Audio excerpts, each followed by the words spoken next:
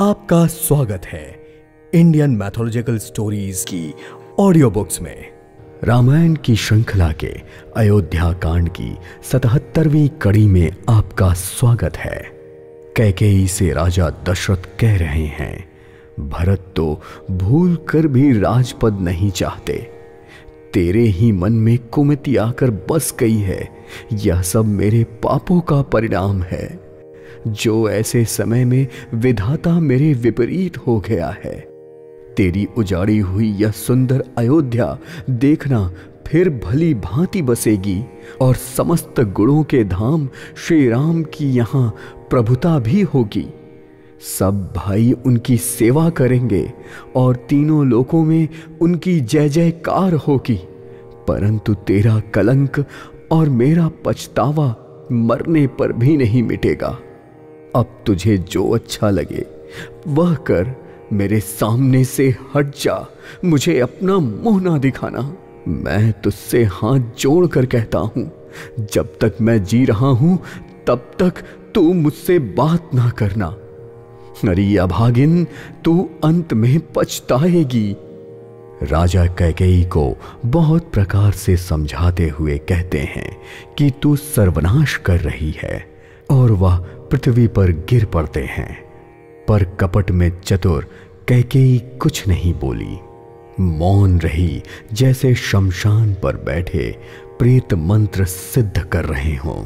राजा राम राम बोलते हुए ऐसे व्याकुल हो रहे थे जैसे कोई पक्षी बिना पंख के बेहाल हो, और सोच रहे थे कि अब सुबह ना हो और कोई जाकर कहीं राम से यह बता ना दे, हे रघुकुल के गुरु सूर्य भगवान, आप अपना उदय ना करें। अयोध्या को बेहाल देखकर आपको बहुत पीड़ा होगी। राजा की प्रीति और कैकेयी की निष्ठुरता दोनों को ब्रह्मा ने सीमा तक रचकर बनाया था। जहां राजा के प्रेम की सीमा थी, वहीं कैकेयी की निष्ठुरता की सीमा। और फिर राजा के विलाप करते करते सवेरा हो गया। राजद्वार पर वीणा और बांसुरी की ध्वनि गूंजने लगी। भाट लोग वंशावली पढ़ रहे थे और गवैये गुणों का गान कर रहे थे। पर यह सारी ध्वनि राजा को बाण जैसी लग रही थी। राजा को यह सब मंगल साज वैसे ही नहीं सुहा रहे थे जैसे पति के साथ सती होने जा रही स्त्री को आभूषण नहीं सुहाते। श्री रामचंद्र जी के दर्शन की लालसा और उत्साह के कारण उस रात्रि किसी को भी नींद नहीं आई। राजद्वार पर मंत्रियों और सेवकों की भीड़ लगी थी। वे सब सूर्योदय को उदय होता देखकर आपस में कह रहे थे कि ऐसा कौन सा विषय कारण है कि अवधपति दशरथ जी अभी तक नहीं जागे। राजा तो नित्य ही रात्रि के पिछले पहर में ही जाग जाते हैं, किंतु यह तो बहुत ही आश्चर्य की बात है। हे सुमंत, आप जाइए और जाकर राजा को जगाइए, जिससे उनकी आज्ञा पाकर हम काम आरंभ करें।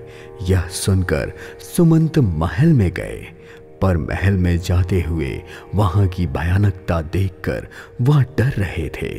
उनसे यह सब देखा ही नहीं जा रहा था। उन्हें लग रहा था जैसे विपत्ति और विषाद ने वहां डेरा जमा रखा हो। पूछने पर कोई जवाब नहीं दे रहा था।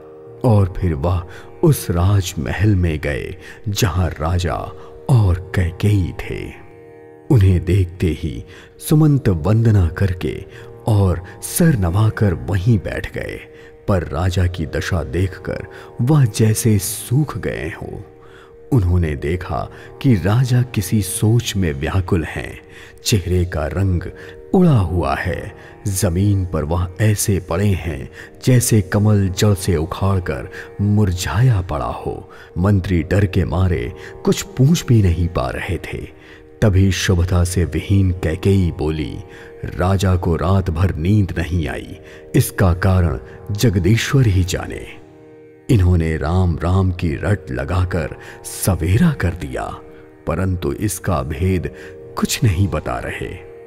तुम जाकर पहले राम को बुलाओ और फिर आकर इनसे पूछना। राजा का हाल देखकर सुमंत चल दिए, पर वह समझ गए कि रानी ने जरूर कोई कुचाल खेली है, और यह सब सोचकर सुमंत व्याकुल हो उठे और उनके पैर आगे ही नहीं बढ़ रहे थे, पर सोचने लगे कि राम जी को बुलाकर राजा उनसे क्या कहेंगे। किसी तरह धीरज रखकर वह द्वार पर पहुंचे। तभी वहां खड़े सभी लोग उन्हें उदास देखकर उनसे पूछने लगे, तो सभी लोगों को सुमंत ने समझाया और शांत किया, और वह गए जहां रघुकुल के तिलक श्री रामचंद्र जी थे। जब रामचंद्र जी ने सुमंत को आते हुए देखा तो पिता के समान समझकर उन्होंने उनका आदर किया, और फिर श्री रामचंद्र जी को राजा की आज्ञा सुनाकर सुमंत उनको अपने साथ लेकर चल दिए।